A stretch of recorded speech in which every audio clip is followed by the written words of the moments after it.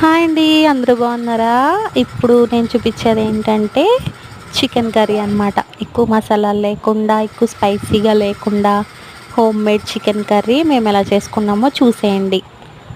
ముందుగా ఒక బాండి తీసుకుని అందులో కొద్దిగా ఆయిల్ వేసుకుని ఆనియన్స్ వేసుకుని మంచిగా ఫ్రై చేసుకోవాలి. మూత పెట్టుకుని మంచిగా మగ్గించుకోవాలన్నమాట. ఎంత బాగా మగ్గితే అంత టేస్ట్ వస్తుందన్నమాట కర్రీకి. తర్వాత అందులో మంచిగా నీట్గా కడిగి పెట్టుకున్న చికెన్ కూడా వేసేయాలి. మా స్టైల్లో ఎలా చేసామో ఒకసారి చూడండి, మీరు కూడా ట్రై చేయండి, నాకు కమెంట్ చేయండి. తర్వాత అందులో చికెన్ వేసుకున్న తర్వాత అది కూడా బాగా మగ్గించుకోవాలి.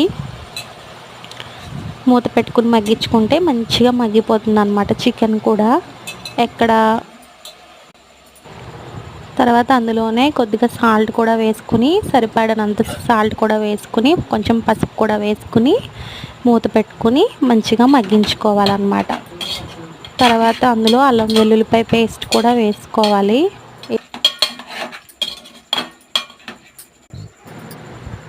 ఇప్పుడు అందులో అలా మగ్గిన దాంట్లో మంచిగా వాటర్ పైకి వచ్చింది కదండి. ఇప్పుడు అందులో అల్లం వెల్లుల్లిపాయ పేస్ట్ కూడా వేసుకుని దాన్ని కూడా చికెన్కి పట్టేలాగా బాగా మగ్గించుకోవాలన్నమాట.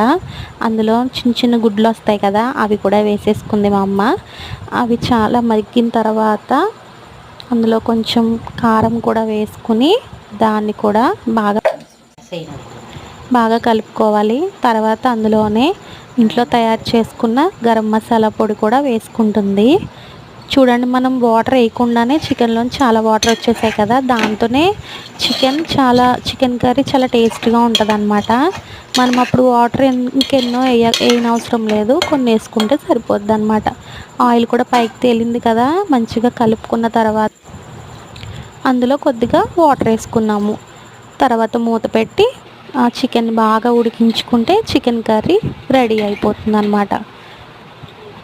థ్యాంక్ యూ అండి, థ్యాంక్ యూ ఫర్ వాచింగ్. అలాగే సబ్స్క్రైబ్ చేసుకోండి ఛానల్ని. అలాగే నా ఛానల్లో ఇంట్లో చేసుకునే వంటలు చాలా ఉన్నాయి, ఒకసారి చూసేయండి. Thank you.